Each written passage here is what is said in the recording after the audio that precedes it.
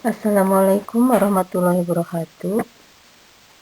Anak-anak, kita bertemu lagi di pelajaran sosiologi. Kita melanjutkan di bab yang kedua, yaitu di bab yang berjudul globalisasi dan pengaruh perubahan komunitas lokal.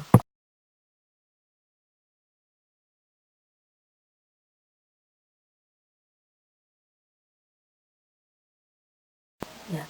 Permasalahan sosial akibat pengaruh globalisasi di tingkat global terbagi menjadi 4. Yang pertama adalah neokolonialisme, budaya populer, konsumerisme, dan kerusakan lingkungan.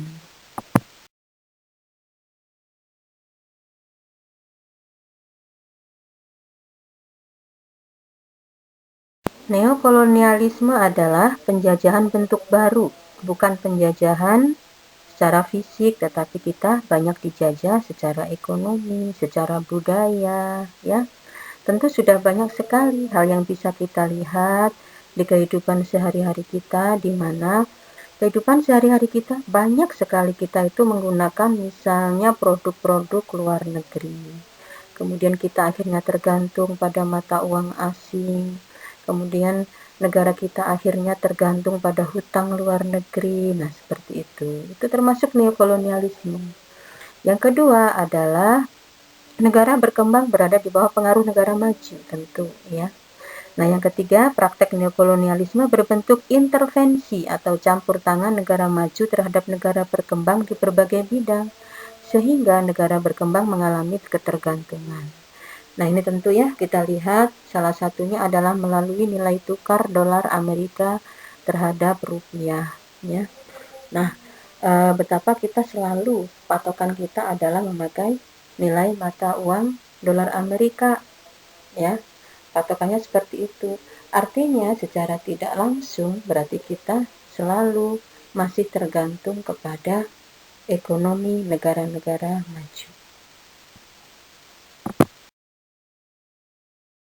Budaya populer. Ciri-ciri budaya populer pertama adanya tren publik. Kedua, mudah diingat, dipahami, dihafalkan, bahkan diadaptasi dan diterima oleh masyarakat. Kemudian bersifat momentum, kemudian mengandung unsur profit atau mencari keuntungan. Nah, ini kalian bisa lihat di gambar selanjutnya.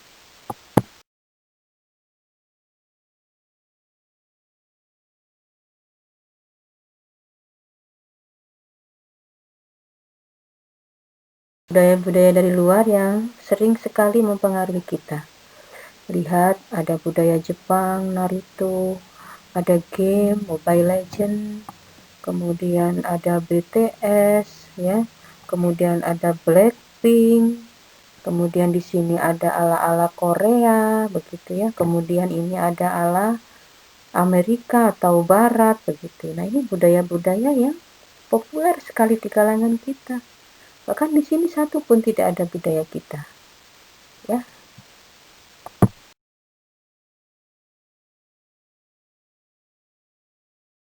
Selanjutnya adalah konsumerisme.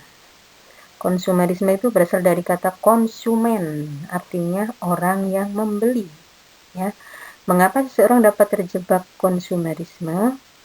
Ya, yang pertama adalah ikut tren. Misalnya orang mengikuti tren memiliki HP yang canggih misalnya ya. Yang kedua, menuruti keinginan. Nah, ingin seperti orang lain. Ya, ingin seperti artis A, B atau C. Yang ketiga, menuruti gengsi. Nah, jadi gengsi kalau dia tidak pakai barang yang up to date, barang yang branded gitu.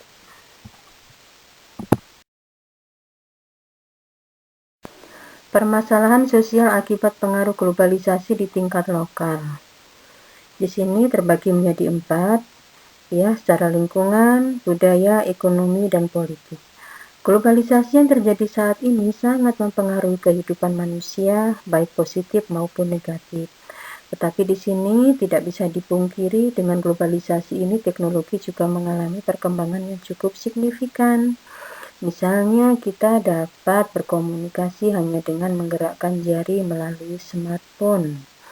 Kemudian kita juga bisa melanglang buana ke negara-negara di seluruh dunia ini hanya dengan bantuan internet. Internet juga sudah menyediakan semuanya, jadi informasi sekarang bukan lagi hal yang sulit untuk didapatkan.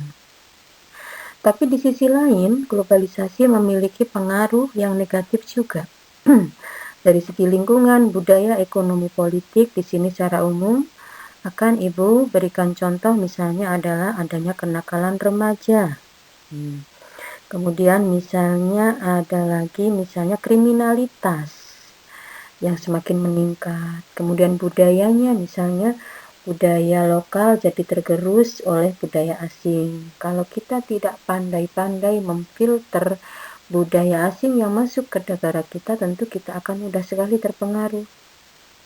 Kemudian dari segi ekonomi, di mana sekarang pasar bebas sudah sangat dominan berlaku di seluruh dunia, ya. Nah, di sini hampir tidak ada sekat-sekat atau batas di mana kita bisa melakukan transaksi ke luar negeri secara bebas. Kemudian dari segi politik, kita sangat terpengaruh oleh kondisi politik yang ada di seluruh dunia. Tentu hal ini salah satu yang paling memberikan pengaruh secara signifikan adalah dengan kemajuan teknologi dan informasi. Kita bisa mengetahui keadaan suatu negara hanya melalui smartphone, ya. Jadi misalnya kita tahu ada pemilu di Amerika Serikat yang sebentar lagi akan dilaksanakan, tentu kita tahu juga informasi itu adalah dari internet.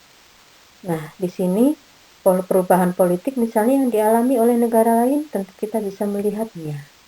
Sebagai contoh, misalnya sekarang di negara kita ini sedang atau terjadi ricuh tentang undang-undang Omnibus Law.